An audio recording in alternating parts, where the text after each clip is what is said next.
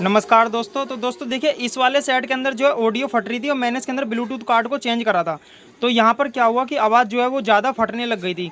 तो मेरे को लगा कि बोर्ड के अंदर दिक्कत है, लेकिन दोस्तों बोर्ड के अंदर दिक्कत नहीं थी। यहाँ पर जो है ये कनेक्टर उल्टा लग गया था। तो उल्टा लगने के कारण जो है इस मॉड्यूल कार्ड के अंदर जो है आवाज़ फटने लग गई थी। तो यहाँ पर देखिए, जो रेड वाली वायर है ये होती है हमारी एंटीने की वायर। और यहाँ पर जो है ब्लूटूथ कार्ड जो है हमारा, ये देखिए मैं आपको कैमरे से साफ दिखा देता हूँ। तो देखिए, जो हमारा ब्लूटूथ किट है वहाँ पर देखिए ANT लिखा हुआ है। ANT का मतलब होता है एंटीना, यानी कि जो FM का एंटीना है। तो ये वायर यहीं लगी होनी चाहिए।